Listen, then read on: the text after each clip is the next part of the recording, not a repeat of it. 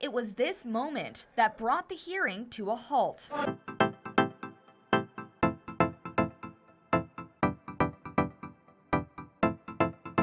Hi guys, welcome back. Thank you so much for being here. It's so greatly appreciate it.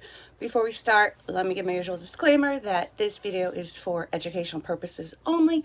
Please do not take what I say as fact. Please always do your own research and come to your own conclusions. Okay, so Melissa Tuinstra. 28-year-old Melissa Tuinstra was born on October 17th, 1985. She was a nurse's aide at a retirement home and was looking forward to beginning her new career as a nurse. She had one child, a little girl, with her estranged husband of 5 years, Nicholas Tuinstra. Within a week of her death, Melissa moved into a new apartment for space away from her husband, who was ABUSIVE. She had also begun dating 28-year-old Justin Daniels. Justin was born on May 13th, 1986. He was a construction worker who loved fishing, swimming, camping, and being outdoors. He was described as a very giving person who would do anything for his family and never wanted anything in return. The weekend of September 6th and 7th of 2014, Melissa moved out of the apartment that she was sharing with her husband, Nicholas. A neighbor would later come forward and say that while Melissa was packing up her things, she heard Nicholas on the phone yelling, "If I find you, I'm going to effing kill you." Thursday, September 25th, 2014, Melissa Tuinstra files for divorce. Saturday, September 27th, 2014, just after 11 p.m., 911 receives a call that there was a woman lying in the street with blood all around her.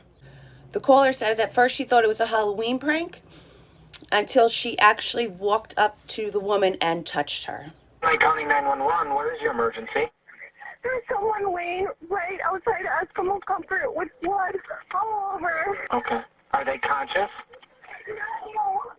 No. They're not conscious? No.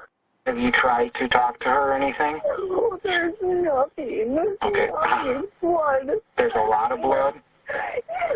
Okay. We touched her because we didn't know if it was like a Halloween joke or something. So we touched her to make sure it was like a person. Okay. God. The person laying in the street was Melissa Tuinstra. She was found just outside of her apartment in front of a bar. When police entered the apartment, they found Justin Daniels, her boyfriend, laying partially in the apartment and partially out of the apartment. Both had been multiple times with the 9mm. Police found 14 shell casings, and both Melissa and Justin would be pronounced dead at the scene. When police questioned Nicholas Tuinstra about his whereabouts on September 27th, he told police that he came home around 8:40 p.m. He had taken some sleeping pills and went to bed. Then he says he had a bad dream. He woke up and he called Melissa, who told him that he was just having an anxiety attack and to go to his mother's house. He goes on to say that he decided to listen to her advice and went to his mother's home at around 10:30 p.m. He also told police during the interview that he owned 4 guns, and all 4 guns were accounted for in a locked cabinet labeled Nick's gun cabinet after a search was performed. Tuesday, September 30th, 2014, police interview Tuinstra again after he tells them that he wants to fill in some gaps in his story. He told police that he was really out of it that night, and he walked to Melissa's home after exchanging phone calls and text messages with her. He says he entered through the back door and went up the back stairwell. Then he says he got up the steps, Melissa was in the hallway, and Justin was in the doorway. He says that Justin told Melissa to get back into the apartment, and that's when he heard something being cocked from behind the door. Then he says he didn't know what Justin was capable of. Police would later learn that Nicholas had purchased the same gun that was used in the crime that he never mentioned. Tuinstra was arrested and charged with 2 counts of first-degree murder and stalking. His trial lasted a week, and the jury returned a guilty verdict. At sentencing, the prosecution spoke about his abuse towards his wife Melissa in front of their daughter, and Tuinstra loses it, cursing and lunging towards prosecution. Down. It was this moment that brought the hearing to a halt. Nicholas Tuinstra charging at the prosecution table upon their mention that he had allegedly abused his wife Melissa in front of their daughter. Elaine witnessed the defendant abuse her mother. After a recess, Tuinstra returned to the courtroom and apologized. I apologize for the outburst to the prosecution. My daughter is a very sensitive subject. It was a very aggressive and threatening stance and step toward the prosecution table. Tuinstra was sentenced to 2 life sentences with no chance of parole.